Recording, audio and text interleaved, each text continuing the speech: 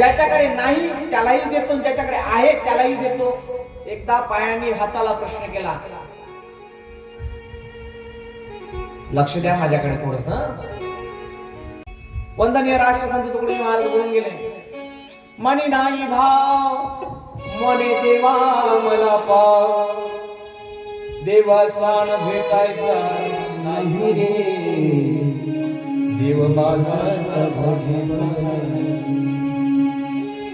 महाराज बोलले, मनात भाव नाही तरी देवाची इच्छा बाळगतो.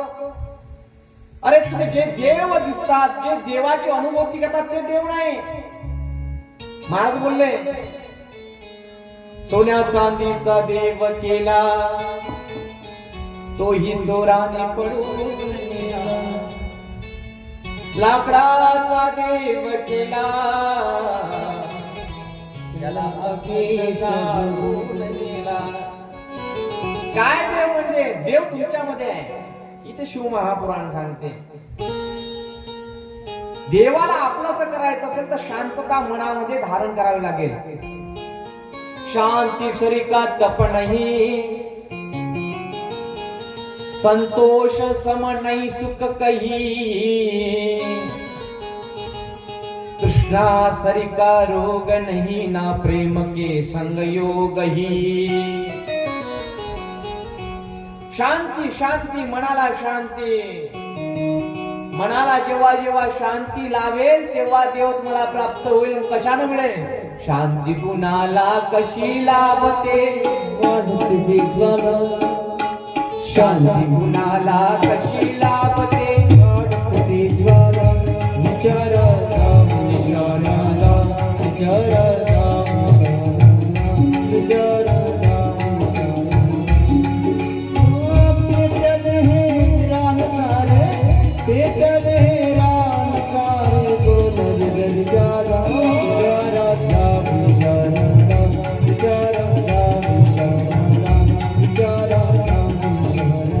भगवंताचं नाव घ्यावं, चिंतन करावं.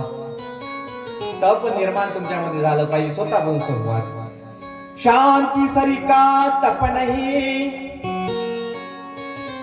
संतोष सम नहीं सुख कही, तृष्णा सरिका रोग नहीं, ना प्रेम के संग योग ही. महाराज बोलले, तुम्हाला एक तृष्णा लागलेली आहे. मी या गावचा अभ्यास की मला सूतनंदांना सांगतात, सनत सनानंद सनातन सनत कुमार कोमार्ग असे उपस्थित आहेत आणि त्यांच्यामध्ये हे साक्षात भोलेनाथाचं स्वरूप कशामध्ये याचं चिंतन चालू आहे. मी काल बोलून गेलो होतो 3 प्रकारच्या लक्ष्मी, लक्ष्मी, महालक्ष्मी आणि अलक्ष्मी. कोणाची बहीण आहे महालक्ष्मी? तर साक्षात महादेवाची बहीण आहे. आणि कशाची पूजा केली म्हणून बहीण झाली? तर बेल वृक्षाची. बेलाचं झाड, आवळ्याचं झाड, पिंपळाचं झाड अतिशय शुभ आहे. महाराज पिंपळाचं झाड शुभ आहे. लोक तो म्हणते त्याच्या खाली मुंजी राहते. तसं काही नाही, ते चुकीचा प्रंश केलाय. ज्ञानोबारायाच्या दरबारामध्ये कोणता पिंपळ असल तर सोन्याचा आहे. जयाची या द्वारी सोन्याचा पिंपळ,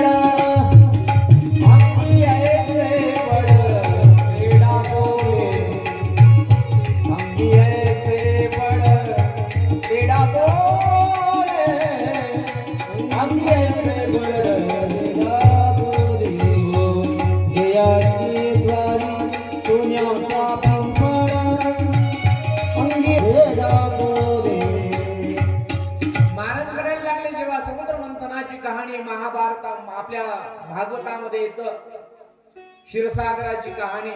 तेव्हाचा प्रसंग आहे.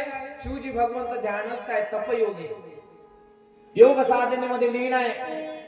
आणि त्या तपामधून चिंतन करत असताना, ध्यान धारणा करत असताना त्यांच्या डोळ्यामधून अश्रूच्या धारा लागल्या आपोआप. कधी कधी तुम्ही भक्ती करताना तर आपोआप तुमचं हृदय भरून येत असेल. कंठी प्रेम दाटे असं होत असेल, हृदय भरून येत असेल. कंठामधून कासावीस कंठ होतो की नाही तुमचा. अंगाला शहारे येतात आणि आपोआप डोळ्यातून अश्रू. समजून जा देवाची कृपा होऊन राहिली. भक्तीचं पहिलं लक्षण कसं, तुम्ही बसला आणि सहजतेने भगवंताच्या ध्यानामध्ये आहात आणि अंगावर आपोआप शहारे आले, त्याचे चिंतन करत असताना आपोआप यम नियम प्राणायाम प्रत्याहार समाधी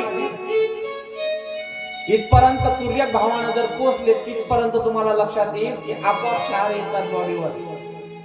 आणि शहारे आले की त्या जगासाठी न लढतात, ते देवासाठी लढतात लोक. आमच्याकडनं काही चुका झाल्या असतील तर क्षमा कर,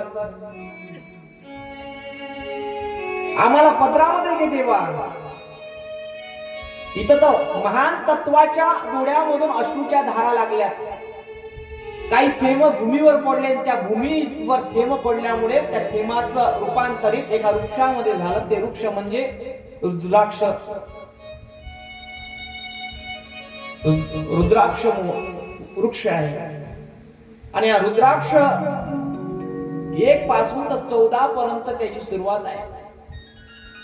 त्याच्यामध्ये 4 प्रकार सांगितले. एक पांढरा रुद्राक्ष श्वेत रंगाचा, एक लाल रुद्राक्ष एक पिवळ्या रंगाचा, आणि एक आहे काळा रंगाचा.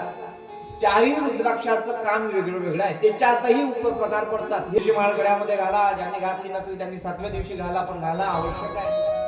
गुरु विना मोक्ष मिळत नाही, मुक्ती मिळत नाही. किती काही म्हणत असाल मी वारकरी आहे माळकरी आहे, पण गुरु नाही केला, अरे गुरु नाही तो कुछ भी नाही. गुरु क्षेत्र गुरुदेवता. ज्ञानोबाराय काय म्हणतात पहा, काय काय म्हणतात ज्ञानोबाराय, ज्ञानेश्वरी वाचा. गुरु क्षेत्र गुरुदेवता, गुरु माय गुरु पिता. जो गुरु पलीकडचा मार्गोने मार्गमुक्त होत नाही गुरु शिवाय. अरे महाराज आम्ही तो गुरु केले होते. गुरु की कोई निंदा करे चुप कर समझाइए, सच बात हो बतलाइए, नहीं तो वहां से जाइए. गुरु भक्त नहीं सहता कभी, चुगली गुरु किए कभी, प्रतिकार करता जो बने, जान जाती हो तभी. खरी गोष्ट असली तर त्याला सांगा, नाही तर तिथून निघून जा गुरुविषयी. आणि त्या गुरुला प्राप्त करण्याकरिता आपले अवगुण आपले गेले पाहिजे. गुरु मिळण्याकरिता गुण आपल्यामध्ये असले पाहिजे ना. जेव्हा अवगुण आपल्यामधले जातील तर आपोआप तो नाथाचा नाथ आपल्याला स्वीकार करेल, आपल्याला प्राप्त होईल. त्यातला पहिला गुरु सांगितला एकमुखी रुद्राक्ष.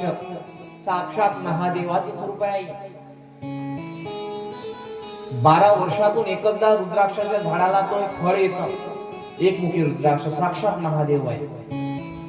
घरामध्ये असल्यावर काय होते उपाय सांगायचे, महत्व. त्या एकमुखी रुद्राक्षाला त्या रुद्र देवतेला म्हणावं, देवा मी तुला तुझ्यामध्ये शिव पाहते, शिव तत्व पाहते. आता एकच विनंती आहे, तू आम्हाला पदरामध्ये घे. काय म्हणाल तुम्ही, अगर नाथ देखोगे, अगर नाथ देखोगे अवगुण हमारे, अगर नाथ देखोगे अवगुण हमारे,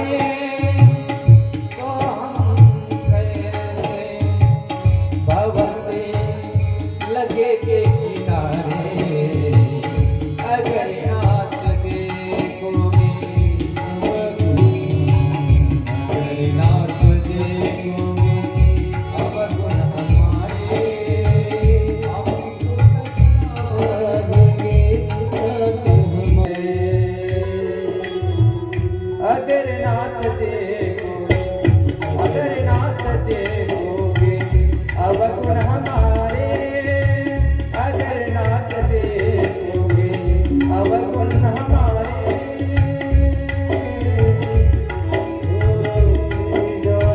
रुद्राक्ष जर आपल्या घरामध्ये असलं तर साक्षात महादेवाचं वास्तव्य राहतं, हे माहिती आहे का तुम्हाला? शिवलिंग घरामध्ये जरी नसलं तरी चालेल, पण एकमुखी रुद्राक्ष घरामध्ये गड्यामध्ये असला तर सर्व काही शिवासारखं वातावरण तुमच्या घरामध्ये निर्माण होईल। दोन मुखी रुद्राक्ष, दोन मुखी रुद्राक्ष कशाचं प्रमाण आहे मायबाप? याच्यात अजून एक सांगितलंय, 4 वर्ण आहे, ब्राह्मण क्षत्रिय वैश्य शूद्र। कोणता रुद्राक्ष कोणी घालावा यातही प्रावधान आहे, त्यातही उपप्रकार आहे। रुद्राक्ष आवड्याच्या एवढं रुद्राक्ष आणि जांभा एवढा एक रुद्राक्ष, याच्यात प्रकार आहे। 4 प्रकार प्रमुख सांगितले रंगामध्ये, पांढरा, पिवळा, लाल, काळा।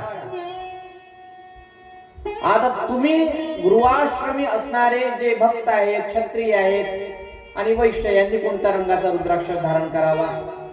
त्यांनी पिवळ्या रंगाचा रुद्राक्ष धारण करावा, इथे प्रावधान आहे। ब्राह्मणः क्षत्रिया वैश्य शूद्रा जाता ममाद्यः। ब्राह्मण असेल, क्षत्रिय असेल, वैश्य असेल, यांनी पिवळ्या रंगाचा रुद्राक्ष धारण करावा। यजुर्वेदी ब्राह्मण असेल त्याने पांढऱ्या रंगाचा रुद्राक्ष धारण करावा। आणि पाहता पाहता या रुद्राक्षामध्ये त्याची काही पथ्य सांगितलेली आहे। एक मुखी रुद्राक्षाची इत्तंभूत 1 ते 14 पर्यंत रुद्राक्षांची पथ्य सांगितली आहे। मद्यपान करता येत नाही।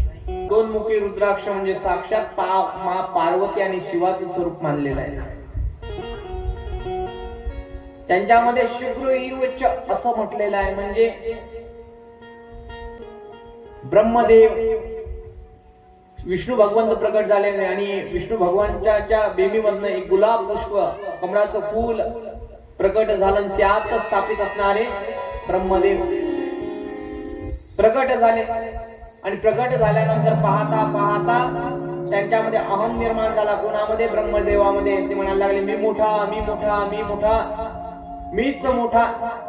पाहता पाहता बराच वेळ झाला आणि झाल्यानंतर ते विष्णू क्षीरसागराकडे गेले। पाहता पाहता तिथे पोहोचले आणि पोहोचल्यानंतर म्हणायला लागले, तू कोण? कुठून आलास? मी या पृथ्वीचा निर्माता, या सृष्टीचा निर्माता, मी ब्रह्म आहे, ब्रह्मदेव आहे। तुला कोण घडवलं? मी घडवलं। दोघांमध्ये भांडणं लागले। ते भांडणं मिटवण्याकरिता त्यांच्या मनामध्ये अग्निस्तंभ निर्माण झाला, प्रकट झाला। तो अग्निस्तंभ म्हणजे साक्षात शिव होते मायबाप, तेच लिंग आहे। परीक्षा घ्यावी, कोण मोठं, कोण ठरावावं, म्हणून या अग्निस्तंभाचं जे मूळ किंवा उगम जो शोधेल तो मोठा। वराहाचं स्वरूप आमच्या विष्णू भगवंतानं घेतलं आणि हंसाचं रूप घेऊन ब्रह्म जे होते ते वर उडाले आणि वराह खाली गेले। पाहता पाहता टोकाचा काही शोध लागला नाही। वर जात असताना ब्रह्मदेवाला केतकी एवढा ते वृक्ष भेटला। भेटल्यानंतर तू माझा पक्ष घे, मी तुला पुष्पाचा राजा बनवेल, फुलाचा राजा बनवेल। समोर गेले, गाय भेटली। गाईला म्हणायला लागले, मी मोठा आहे, मी ब्रह्मदेव आहे, माझ्या सृष्टीमध्ये निर्मिती तुला मोठं स्थान देईल, तू मला फक्त होकार दे। सर्वजण आले आणि आल्यानंतर इथे ब्रह्मदेवासमोर बोलायला लागले। ब्रह्मदेव आणि विष्णूचा संवाद, विष्णू समोर ब्रह्मदेव बोलतात, मी उगमाचं स्थान पाहिलेलं आहे, मी उगम शोधलेला आहे म्हणून मी मोठा, प्रमाण काय? केतकीच्या वृक्षाला विचारा, त्या फुलाला विचारा, त्या गायीला विचारा. तिथेच त्याच स्थितीला साक्षात शिव भगवंत प्रकट होतात आणि ब्रह्मदेवाची परीक्षा, इत्तंभूत शिवाचीही परीक्षा, आपल्या विष्णूचीही परीक्षा घेतात. विष्णू भगवंताची परीक्षा घेत असताना त्यांच्या असं लक्षात येते की ब्रह्म हा खोटा बोलून राहिला. खोटा बोलून राहिला ब्रह्मा. ब्रह्मदेव खोटा बोलला म्हणून काय झालं? त्याला श्राप दिला. त्याचं जे 5वं शेद होतं, ज्या तोंडानं तो बोललेला होता, ते त्याचं भद्रदेवानं काढून टाकलं. आणि पाहता पाहता तुमच्या लक्षात येईल मायबाप एक चिंतन अजून. विष्णू भगवंतानं प्रामाणिकतेनं सांगितलं की मी उगमाचं मूळ स्थिती पाहिलेली नाही. केतकीनं होकार दिला होता ब्रह्मदेवाला, गायीनं होकार दिला होता, म्हणून केतकी या वृक्षाला श्राप दिला शिवानं. ते म्हणायला लागले मला तुझं पुष्प म्हणून स्वीकार करता येणार. उपशाप मागितला या ब्रह्मदेवाच्या भडक्यामध्ये मी आली होती. यानं मला जरासं लालूचता दाखवली, लालूच दाखवली. त्यामुळं मी यांच्या म्हणण्यावर आली, म्हणून मला माफ करा, मला उपशाप द्या. मी न स्वीकार करता तुझा इतर देव स्वीकार करतील असा तिला उपशाप दिला. गाय या तोंडानं बोलली खोटी, म्हणून देव गायीची पूजा आपण तोंडाकडनं करत नसतो. तिचंही पांगून पूजा केली जाते. तिचं सर्व शरीर पवित्र आहे, पण तू नर्क खाशील असा श्राप शिवाने दिला. म्हणून त्या गायीच्या तोंडाची पूजा कोणी करत नाही. दुसरी गोष्ट मायबाप, विष्णू खरं बोलला, त्याला जगाचा पालन करता ठरवलं. बोले श्री महादेव भगवान की. म्हणून ते ब्रह्मा विष्णू महेश योग लवकर मुखी रुद्राक्ष धारण करावे. 4 मुखी रुद्राक्ष. स्वतः ब्रह्माचं रूप 4 मुखी रुद्राक्ष आहे. चतुर्वस्त्रम स्वयं ब्रह्मा नरहत्या व्यपोहती दर्शना स्पर्शनातः स्पर्शम फलम प्रदाह. धर्म, अर्थ, काम आणि मोक्ष याचं प्रतीक म्हणजे 4 मुखी रुद्राक्ष आहे. 5 मुखी रुद्राक्ष साक्षात शिव आहे. शिव आपण आरतीमध्ये म्हणतो ना, पंचानन चतुरानन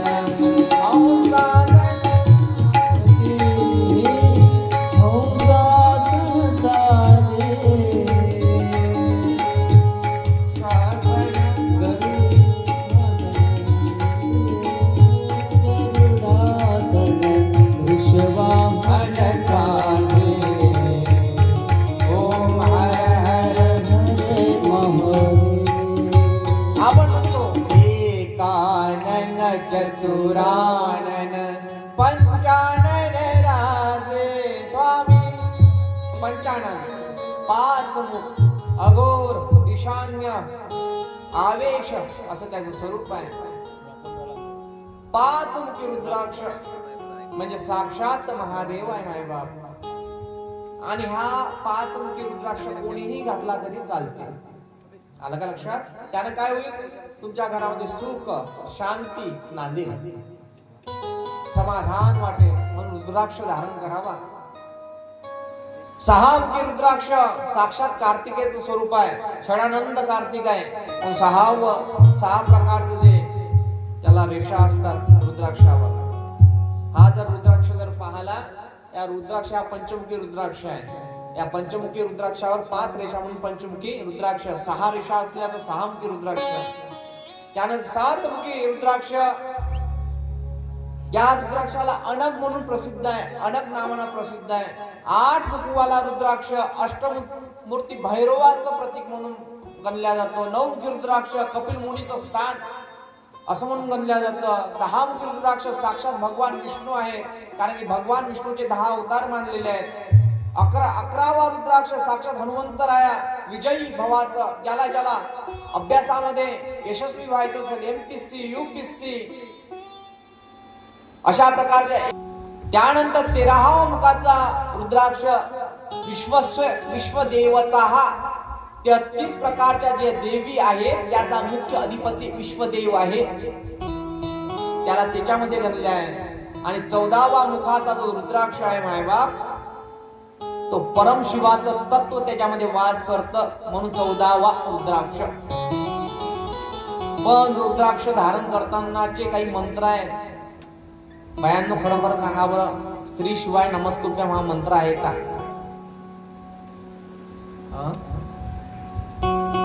तुम्हाला दाखवण्याकरिता मी काहीतरी आणलाय. सांगा ना. श्री शिवाय नमस्तुभ्यम, शिवाय नमस्तुभ्यम, श्री शिवाय नमस्तुभ्यम, श्री शिवाय नमस्तुभ्यम, श्री शिवाय नमस्तुभ्यम, श्री शिवाय नमस्तुभ्यम, श्री शिवाय नमस्तुभ्यम, श्री शिवाय नमस्तुभ्यम, श्री शिवाय. त्या मंत्राच्या समोर ओम लागला पाहिजे बाबा. ओमाशिवाय परिपूर्णता मिळत.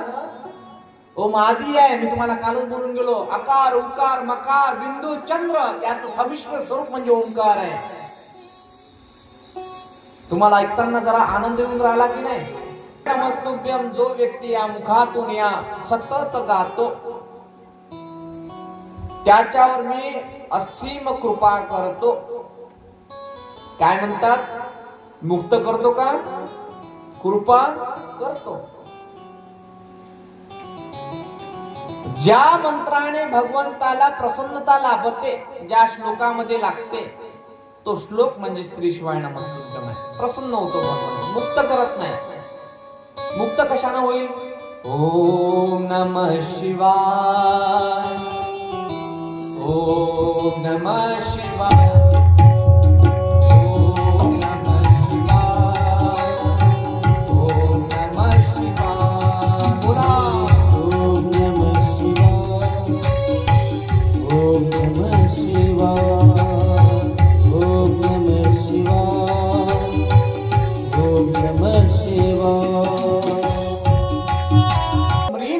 नमः.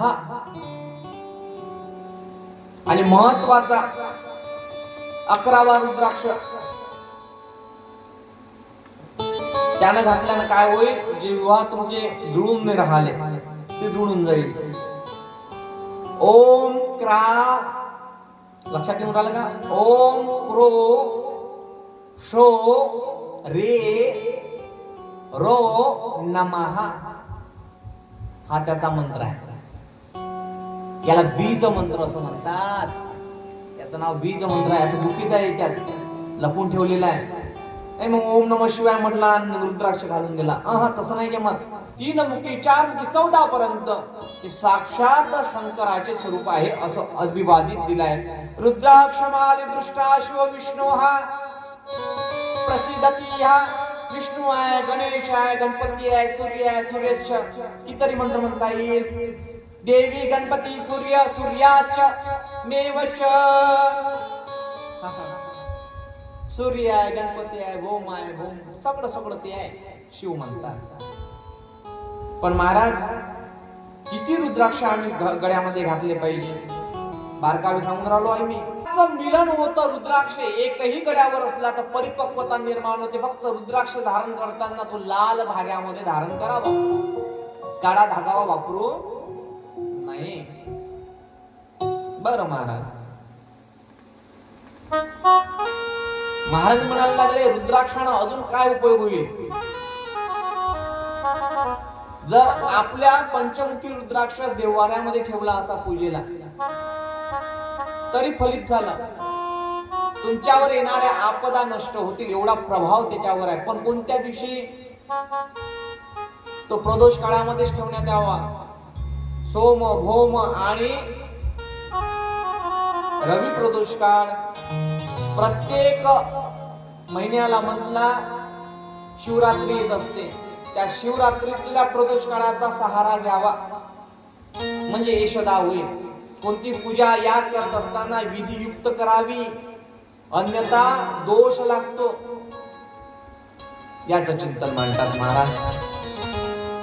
महाराज साधा सरळ एखादा उपाय सांगा ना आम्हाला. भक्त होता, ऐकत आहात ना सर्वजण, शिवाची उपासना करणारा, त्याचं काही लग्न जुटे नाही. मग त्या गावात माझी कथा होती, मग कथेला मी गेलो. त्याला समजलं महाराजांना बाबा थोडस नॉलेज आहे, मग तो माझ्यापर्यंत आला. झालेत आणि सृष्टीची निर्मिती करावी हा भाव लक्षात आला. कालच्या प्रसंगामध्ये पाहलात नारद ब्रह्मदेव यांचा संवाद, मायावी नगरी पाहिली आणि नंतर भगवंताची सेवा केल्यानं काय फलित होते याचं चिंतन आपण पाहणार आहोत. मायबाप महाराज बोलायला लागले, यज्ञ दत्त नावाचा एक मुलगा होता, एक ब्राह्मण होता, त्याला एक मुलगा होता गुणनिधी नावाचा. ऐकत आहात ना सर्वजण. आणि कुबेराला राज्य वैभव कसं काय प्राप्त करून दिलं देवा. मा पार्वती मैया शिवजीला विचारते संवादा स्वरूपामध्ये. ते सांगायला लागते की कुबेराला एवढं पद कसं काय दिलं, कुबेराला डोक्यावर असं काय केलं की मित्र तुम्ही मानला, असं का त्याला बनवलं, असं काय केलं तुम्ही आम्हाला सांगा. तेव्हा साक्षात महादेव मा पार्वतीला सांगतात. पार्वतीला संवाद स्वरूपामध्ये सांगतात की यज्ञ दत्त नावाचा एक ब्राह्मण होता आणि त्या ब्राह्मणाला एक मुलगा होता गुणानिधी. यज्ञ दत्ताच्या पत्नीचं नाव कल्याणी आहे. यांचा संसार धर्म सुखाचा चालू होता आणि हा यज्ञ दत्त जो होता ध्यान धारणा उपासना पूजा धर्म करणारा होता. पण पाहता पाहता त्याला एक मुलगा झाला, त्याचं नाव होतं गुणानिधी. गुणानिधी चे लाड करणारी त्याची आई म्हणजे कल्याणी. खूप लाड करायची गुणानिधीचे. ऐकत आहात ना सर्वजण. गुणानिधी लहानपणापासून त्याचे लाड अति झाल्यामुळं वाईट मार्गाकडे वळायला लागला.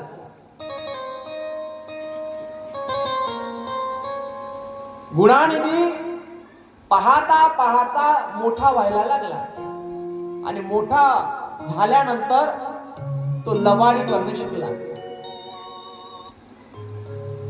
कधी यज्ञदत्तानं कल्याणीला विचारलं, म्हणजे त्याच्या पत्नीला विचारलं, तेव्हा त्याची पत्नी म्हणायची की तुमचा मुलगा अभ्यास करतोय, तुमचा मुलगा कुठेतरी मंदिरामध्ये गेलाय, अशी झाकण टाकायची. पण मुलगा तो व्यभिचाराकडे होता, त्याला व्यसनाचा छंद लागला होता आणि व्यसनासोबतच त्याचे मित्रही त्याला व्यभिचारी मिळाले होते, वाईट प्रवृत्तीवाले मिळाले होते. मिळता मिळता यज्ञदत्ताची जी पत्नी आहे कल्याणी, कल्याणी झाकण टाकत होती. बाप विचारतो यज्ञदत्त माझा मुलगा कुठे आहे, तर खोटी बोलायला लागते. आईनं आपल्या मुलाचा जास्त लाड करू नाही. कितीतरी प्रमाण देता येईल, कितीतरी उदाहरण सांगता येईल. शिव महापुराणामध्ये महत्वाची कथा आली आहे यज्ञदत्ताची.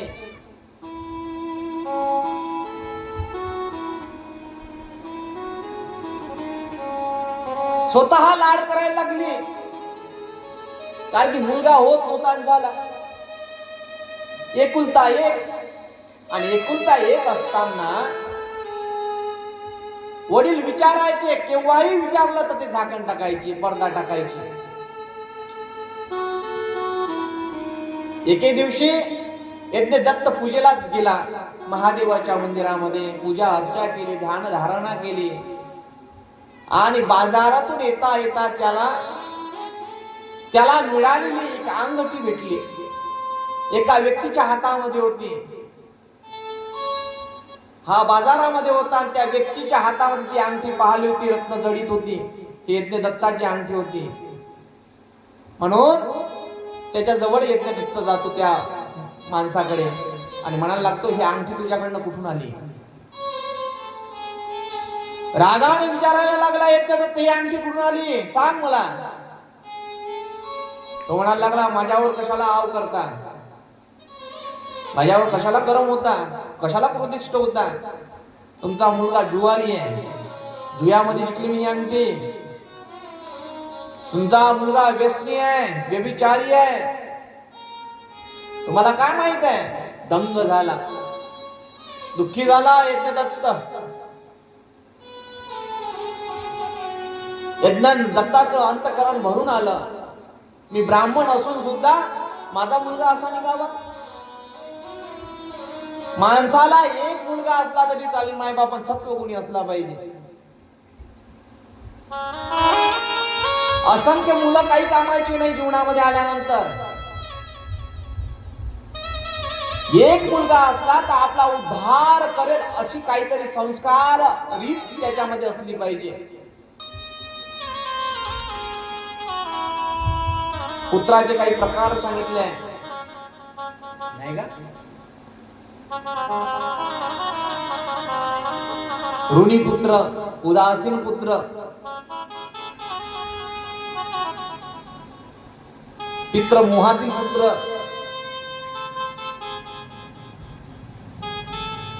शत्रुपुत्र, मित्रपुत्र, ऋणांधिपती पुत्र, उदासीन पुत्र, असे 4 प्रकार आहे मायबाप.